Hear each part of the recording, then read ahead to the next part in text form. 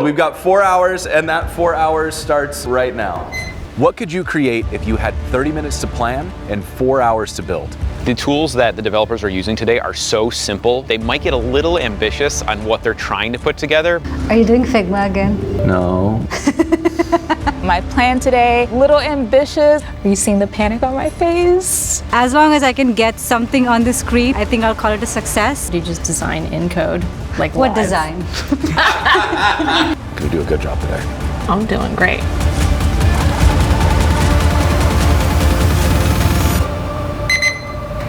Welcome to the Web Dev Challenge.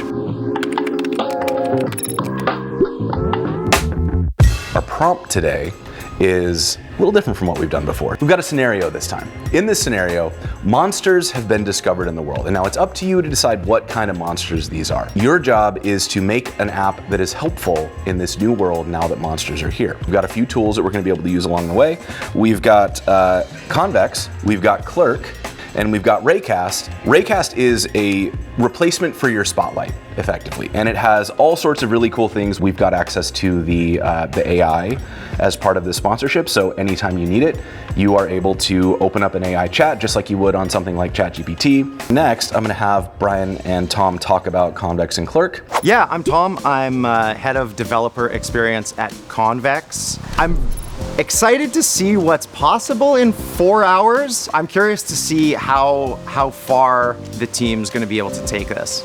So Convex is a really powerful new platform for your backend. So traditionally, you would have a database, you would have your server, and your server talks to the database, and your client talks to your server. Okay, and what Convex does, it allows you to just basically get rid of that altogether, and your client can talk directly to the database.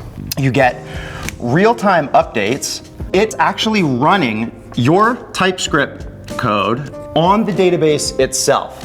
Okay, so it is co-located with your data, which makes it extremely fast. What we've been trying to build is something that gives you all the power of a traditional backend like Postgres with all of the ergonomics that we've come to love with modern data management systems built for developers. And we're trying to do it in such a way that it's not compromising on either of those things. My name is Brian, I'm from Chicago, and I am a developer educator at Clerk. I think one of my concerns is that the tools that the developers are using today are so simple to get up and running quickly that they might get a little ambitious on what they're trying to put together, but I don't know, we'll see. Clerk is a modern user management platform that is really designed to get authentication up and running in your applications super quick and simple. The way we do this is by creating these front-end components that you can simply drop into your application that let you add email to make it simple, but you can also add different providers like social OAuth, you can add passkeys in here, and you can even add email magic links to make it super simple for your users to sign in. We actually provide our own backend service where your users will authenticate against, and it sends these sessions down to the client, and then you can use those sessions with your very own backend however you want to in order to check to make sure that users are authenticated into your platform. If you wanted to build something completely custom, we also offer many of our APIs available for developers to build on top of, so you can build your own custom login flows on the front end or even build custom backend integrations using webhooks. And on the topic of backend integrations, we actually integrate very easily with Convex, which we're here to show you today. So yeah, that's great. Thank you for organically bringing that up. So Clerk and Convex are very good friends, and we have first-party integrations. You can have your app up and running with a backend that'll last you forever, with user authentication and session management that'll last forever in 4 minutes. And everything else is handled for you with very minimal configuration. All right, y'all, we got 30 minutes to plan, and it starts right now.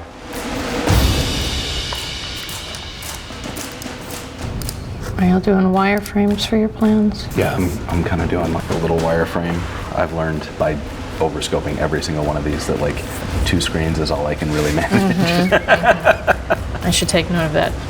Yeah, or at least like it is really helpful to have like what the core, like if I show this, it's enough.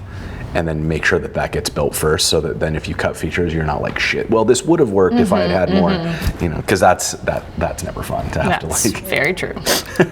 I'm gonna build a shitty version, then I'm gonna make it better. Yeah. That's how I build Slack. Yeah, exactly. Wait, which version are we using? You'll never know. Hey everyone, my name is Shruti Kapoor. I am a software engineer at Slack. I'm overly optimistic about how fast I can get shit done. And wait, shit was okay, right? Yeah. Okay. Sometimes I underestimate how long it can take.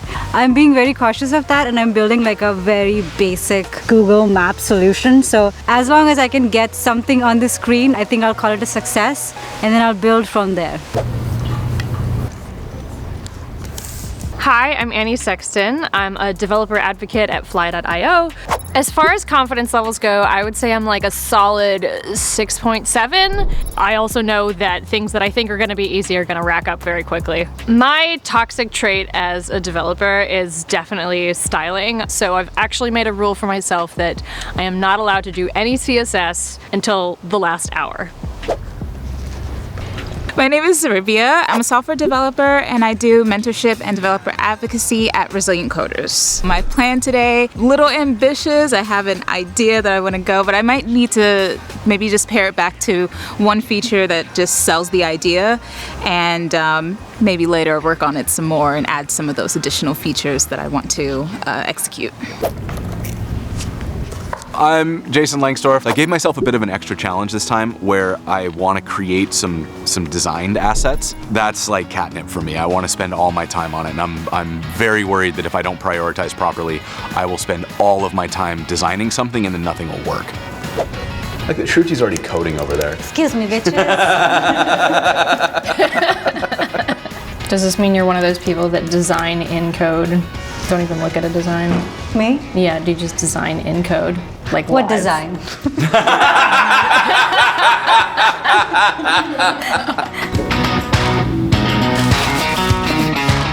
20 seconds. Plan fast.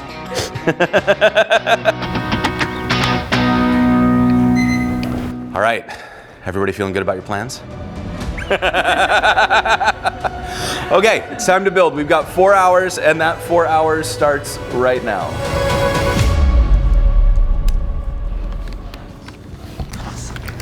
He's attempting to draw a logo. Okay. Figma changed their UI, and I have no idea what's going on. And they're like exporting with extra padding around it now. Are you doing Figma again? No. Are you falling in the trap again? No, I'm not. I specifically like just put some labels in so I have a thing I can like make sure it's working before I start touching, but like Okay. yeah. Convex, I have another query. I'm submitting a form, and I am submitting the monster ID from the form, but it's going to be a string. But this is screaming at me because it's like, it's not an ID monster. You don't even need the any there.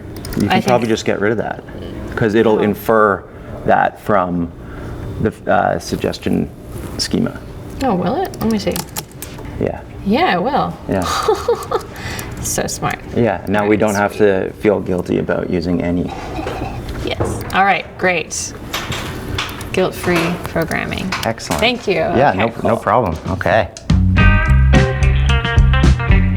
I'm trying to grab, Yeah. like I've got my ID here, Yep. and it doesn't autocomplete to let me import that. So if you type ID, yeah, that's the one. Oh. Well, okay, well, Yes. before you looked at it, it wasn't doing that. Yeah, I know, for sure. Happy to help. Thank you. So I am doing the fanciest part of my application, which is I have an image uploader, and when you finish uploading the image, it's gonna send it over to an LLM to analyze it and basically give you an estimate of like, what kind of monster is this? And I did a lot of the prep work beforehand, so it's just a matter of like praying and hoping that it actually works when I plug it all together.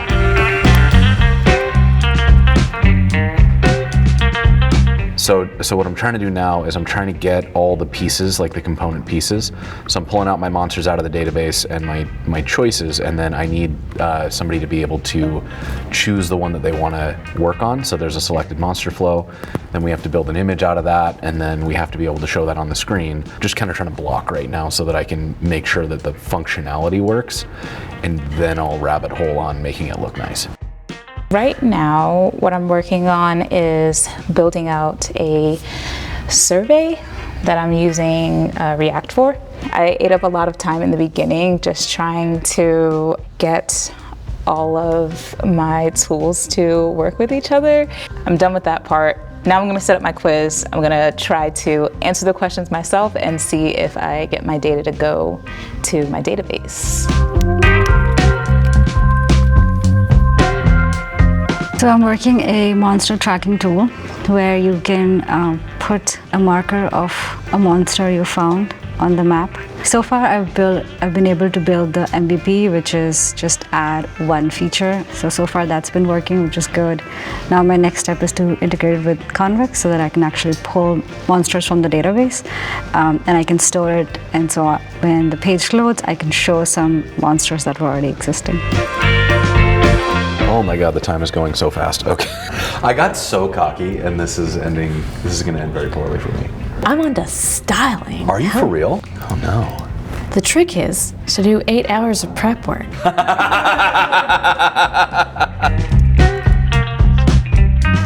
I was able to integrate Convex in 20 minutes. Now you've got the bug, the Convex bug. Oh, the Convex bug. Yeah. Did I catch a bug? Yeah, no, there's no bugs in Convex. Famous last words.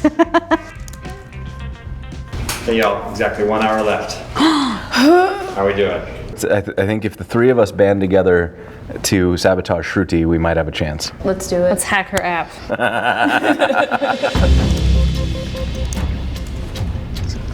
All right, yes, okay. Core functionality is done, now I just have to design it. All right. I have a Clerk question. Is there a way, is there a hook for getting like a specific user or a function that gets a specific user by an ID? Yes, you'd be looking into the backend API.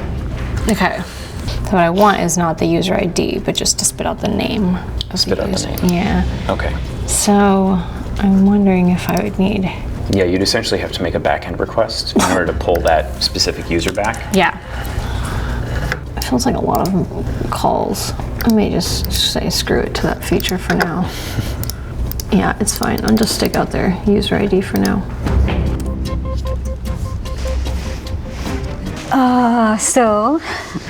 You can see monsters, but you can only see one monster, regardless of which monster was entered. So I gotta fix that. Yeah, I'm feeling good. I'm just entering test data to show off the app, but I'm doing great. Look at that. That's very nice. We're down to 17 minutes and I don't have MVP yet. So I'm definitely nervous and trying to maybe come up with a backup plan for myself, but we'll see what happens. I got like the functionality working, but I don't have any design assets, so I'm trying to use my last 15 minutes to get something put together so I can at least show how the pieces fit together, and then yeah, I'll just have to come back at another time and like actually put some design into this, but.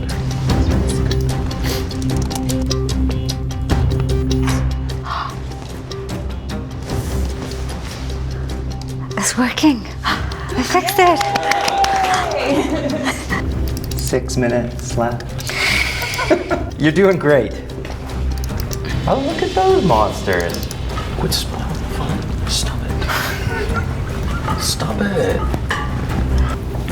How's it going, Z? I broke something and now I need to I think I need to roll back and go back to a previous commit. The pressure is on. No, I believe in you. You have more than 5 minutes.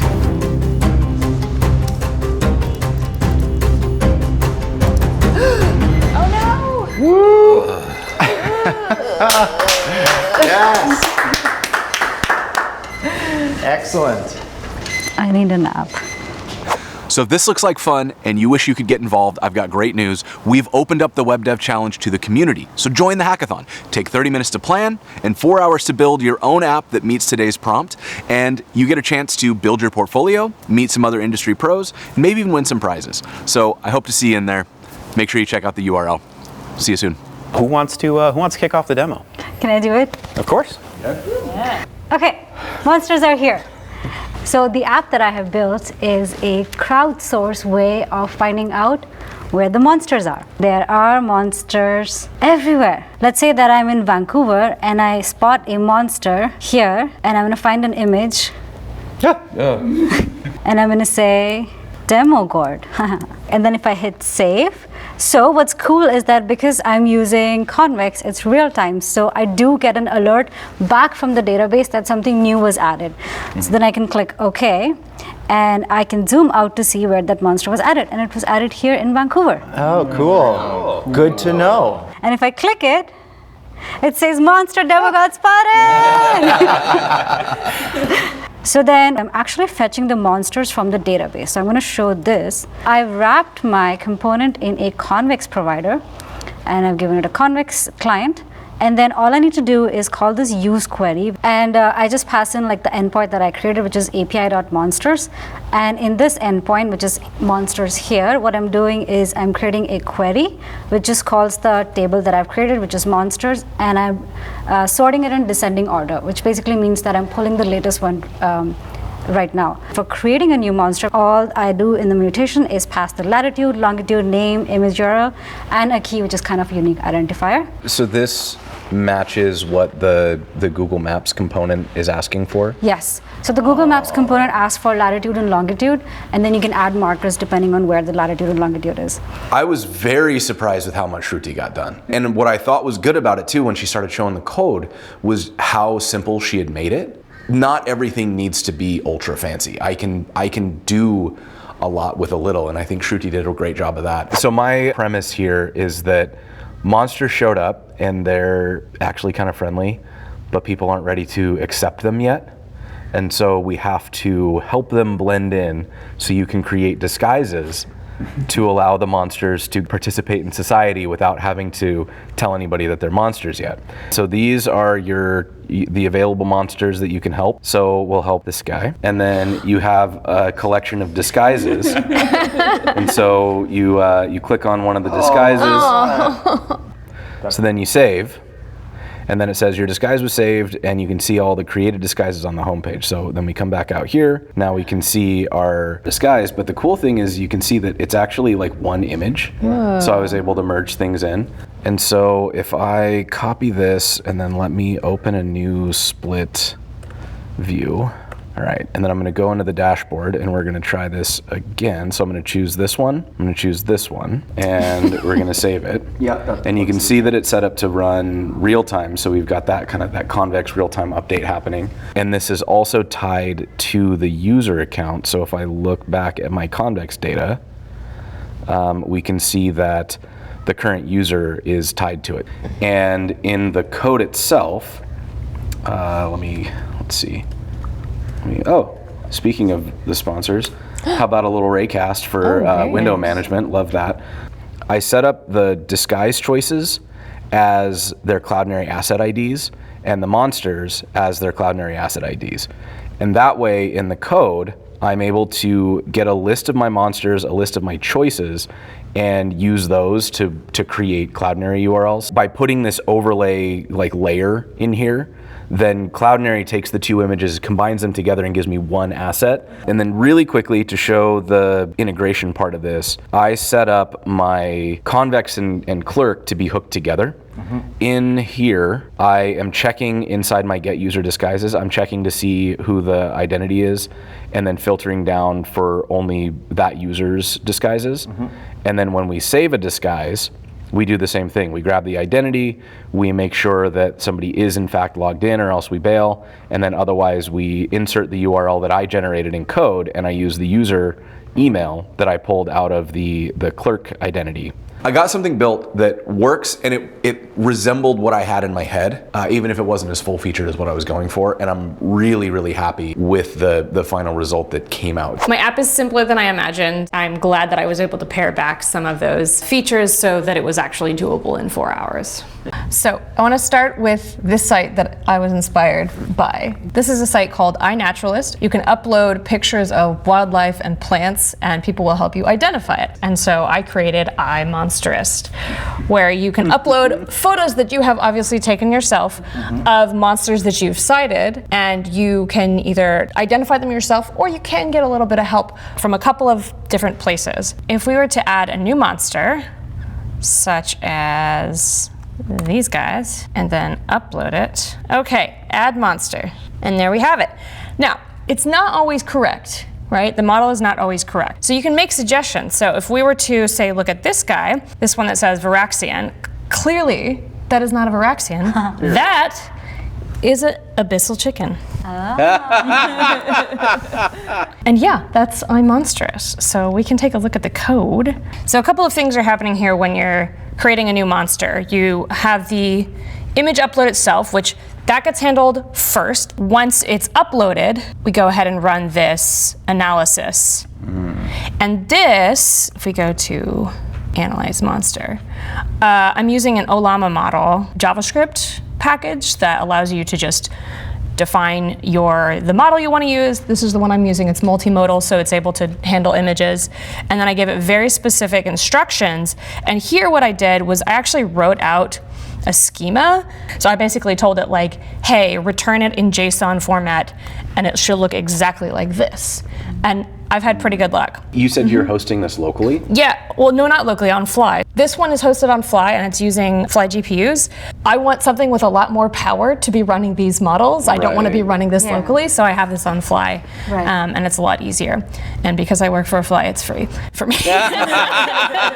Now, the one question I have is, where are these chickens found, so I know to stay away from them?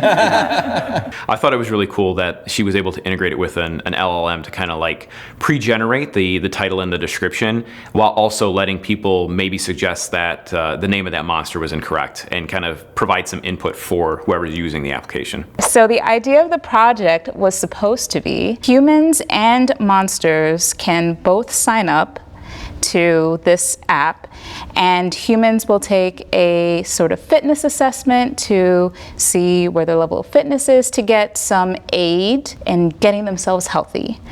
Then on the monster side, the monsters will be able to see the humans. I don't know if anybody's ever seen the Twilight Zone episode, To Serve Man, where the aliens come to Earth and the humans get a book and it says to serve man, and they're like, yay, aliens are helping us, but really it's a menu book or a recipe book. I did not get to where I wanted to be. With the setting up Astro, Clerk, Convex, that was great. That was knocked out in the first hour. What I started to do was jump around and build all these separate elements, and I didn't really think about how to integrate them, because I figured, oh, I'll just put everything together at the end. Once I had to start integrating React in addition to everything else, and then there were additional steps that I was not anticipating, and that's kind of where I got blocked and slowed down significantly. Basically, I can sign in, I can see if I'm a monster or human, but there's not really anything here. So what I did first was try to set up all of the services that I was going to use. So I did that and everything was working. Then I built out, as you can see, like a whole bunch of components, just like logic pieces here and there, and just didn't have time at the end to put everything together. But I will say the prompt was really, really cool. I think that I probably should have stuck with just doing what I know, because I tried to do Astro, I tried to do Clerk and Convex all together, and I was learning all of that in 4 hours, and I know myself, I need like 4 hours just to onboard. But my second idea after the fitness thing was that there was going to be meal service cards. So there would be one that was like grass and grain, one that was like a kid's cuisine. But the idea was that the human can select which one they want, and the meals that were going to be described would be the equivalent of like specialty foods for the monster. So it would be like grass and grain, and they would turn on the monster side to be like foie gras. And then the kid cuisine meal had like milk for calcium and bones, but then on the monster side, it was going to be basically like veal. And so yeah, super ambitious. I did love the prompt, and I'm gonna for sure like finish it later and hopefully have something cool to show That's people. so fun. This idea is incredible. I really want to see the end of Z's app, because I thought that premise was so good. I'm so excited to see kind of how that transition works when you flip over from like the human side to the monster side and you get that reveal. It's a brilliant idea, and I'm really excited to see the rest of it. Say cheese. Cheese.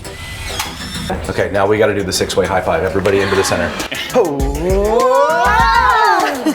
I was particularly impressed with Convex, and I would like to try and use that in future apps. It was unbelievably fast to iterate on ideas, and then having Clerk as an integration with that to just like more or less with like a snap of your finger, you have authentication. It was incredible to use. I'm a front-end person and I'm afraid of databases, but working with Convex was so easy. It was just like one line of code and you're just like ready to use and query the database. I was really surprised about how easy it is to underestimate time. I thought I would have like at least 1.5 hours of test, but I had like 15 minutes left. I have a tendency to like really rabbit hole on design, and today I did the opposite. Whatever happened with my time was not related to CSS or design. I don't know what I did, but it actually put me in the opposite situation where I only had about 15 minutes at the end. I was dangerously close to like an image that said Monster 1 and one that said Monster 2, and then like an overlay that said Disguise 1 and Disguise 2. I was working with that until about 20 minutes from the end. I wanted to do so much because I'm like firing off on all cylinders in the morning. I'm like, oh my gosh, all these features would be so cool. The details took up more time than I allotted for. I met everyone that was here today pretty much yesterday, and I had a really good time, and I was much more relaxed with doing what I do with other people that I haven't met before. It was a great experience.